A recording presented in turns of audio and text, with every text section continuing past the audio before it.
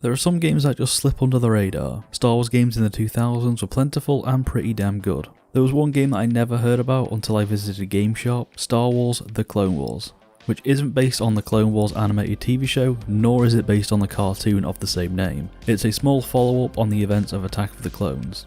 The game was released in 2002 for the GameCube, PS2 and Xbox, and was developed by Pandemic Studios, the guys who would later go on to create the Battlefront games a few years later. The game is split up into two segments, vehicles and third-person Jedi combat. Vehicle combat consists of driving 5 main vehicles, a Republic tank, gunship, speeder bike, walker, and a dinosaur with lasers. These aren't the only things you'll be driving. In some missions you'll take control of separatist vehicles, just not as much as Republic ones. Vehicles generally have a few abilities at their disposal, the tank having basic lasers, a rocket and a little go quick boost to get out of danger, the rocket using ammo which is collected from little ammo drops, and the speed boost requiring energy. The Republic gunship has basic lasers, rockets and a let's just fire everything button. The walker again just has some basic lasers, a shield, and some sort of mortar attack, and no strafe, but the ability to turn its head, so yeah, that's cool I guess. Though it is much more practical just to turn the whole thing so you can be more accurate, but okay, the head can turn. The speeder is basically just used for chase or escape sequences, so it just has a basic blaster and speed up ability. Finally we have the Maru, the dinosaur with lasers. This thing has 2 bowcasters attached to it and you can throw grenades off it.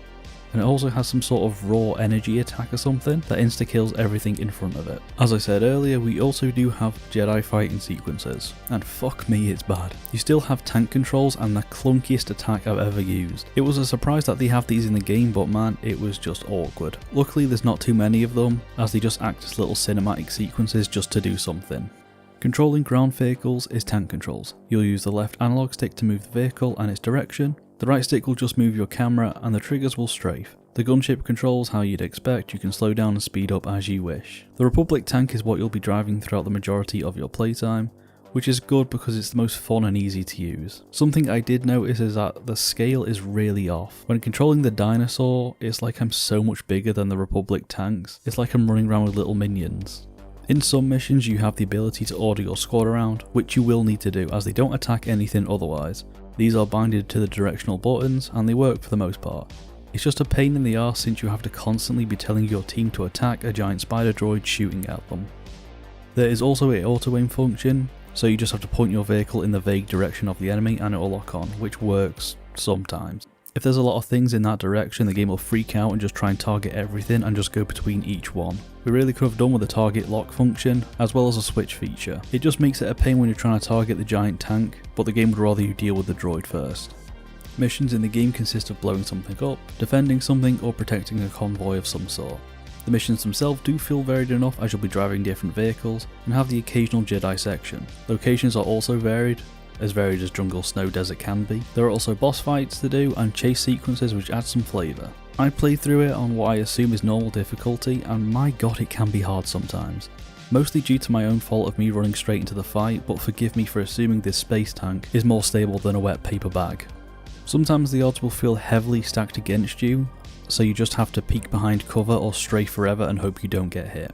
Graphically the game is kinda gross. I know it's a game from 2002, but it's just very muddy and blurry. The frame rate is also really bad. The jungle levels in particular are really bad with frame rate. They added a lot of grass, but it just seems to kill the frame rate. It's also pretty impossible to see some enemies. Luckily we have the auto lock function, but fuck me, I couldn't see half these things. Sound wise we do have all the iconic Star Wars sounds, which is expected and nice. CG cutscenes are also a thing, kinda bad, but they do have a little bit of charm to them. Jedi.